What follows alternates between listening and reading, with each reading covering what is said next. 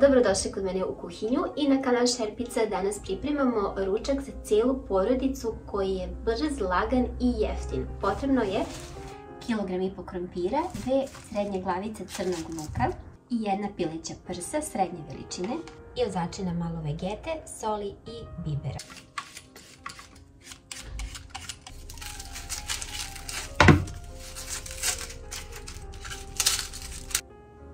Krompir seckamo ovako na kockice, ali često ga sečem na kolutove jer tako mi bude brže.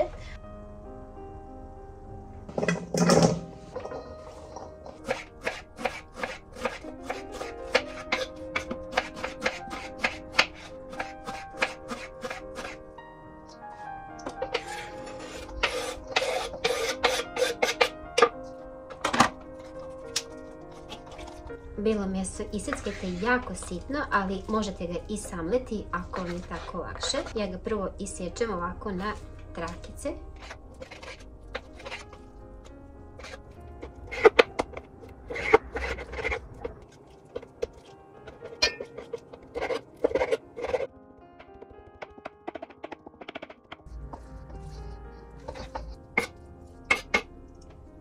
I sve ovo potrebno dobro začiniti. Stavit ću 2 kašičice suvog začina, potom 1 kašičicu soli i pošto je ovo veća količina ručka, dodat ćemo malo više bibera, pogotovo zato što ovo podsjeća na pitu sa krompirom i mesom, tako da dodajem malo više bibera, ali vi slobodno stavite koliko vi volite, čak možete ga izostaviti ako ga baš ne volite. I ja tu dodajem oko 50 ml ulja i još će ići u priliv ulje, tako da sve dobro izmiješam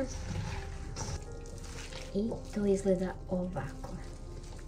Uzmite najveću tepsiju koju imate, tepsiju od Rijedne, ja sam uzela ovu okruglu jer sam navikla u njoj da pečem. Malo ću samo tepsiju preliti uljem, sasvim malo, i istresti ovu smesu.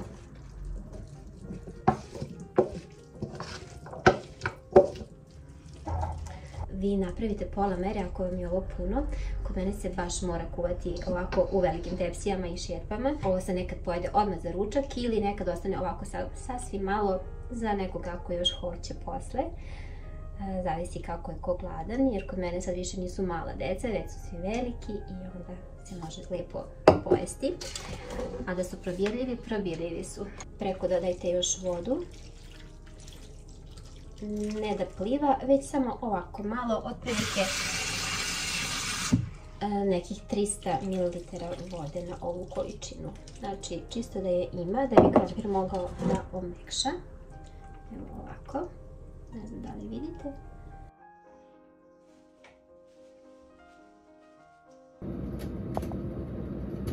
Dok se peče u Rijedni, pripremit ćemo priliv. Potrebno je 250 g brašna, 150 ml mlijeka i vode oko 100 do 150 ml. Vidjet ćemo koliko je potrebno da se razredi brašno. Ulja vrlo malo jer smo već stavili ulje u krompir i 4 jajeta.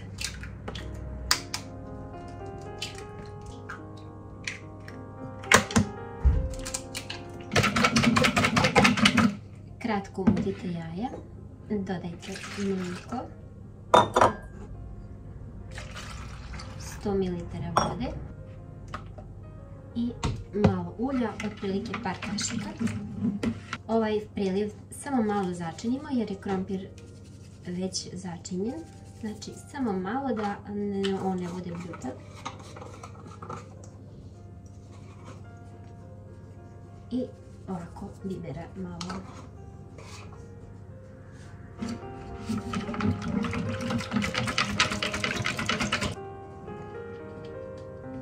Ćemo ovako da bude kao testo za palačinke. Posle 20 minuta ili kada je krompir omekšao, vadimo iz ribne, prelivamo ovim prelivom.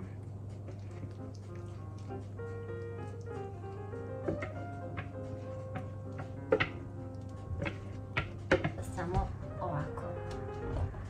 pomerajte tepsiju da se lijepo razlije i vratite u rednu da se zapeče otprilike još nekih 15 minuta. Ako je bledo, ostavite još da se zapeče. Bar mi volimo da je onako da se uhvate okolo hrskavi rubovi.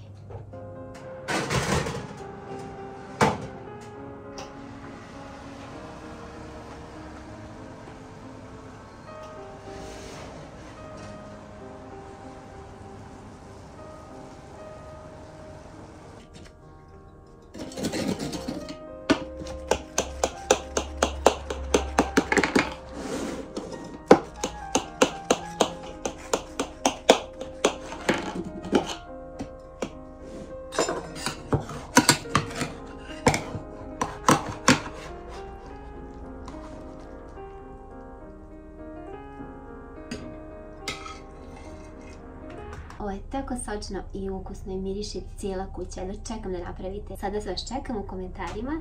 Napišite mi nešto ili ostavite bar neki smajli ili srculince da znam da ste tu. Napišite mi odakle gledate i pratite Šerpicu. Ljubim vas se puno i pozdravlja vaša Ivana. Obavezno ovo da pravite. Ovo je kod mene godinama jedan od recepata koji često vrtim u krug jer deca vole i svi vole i brzo se lako sprema i bude jako baš puna tepsija, znači za sve.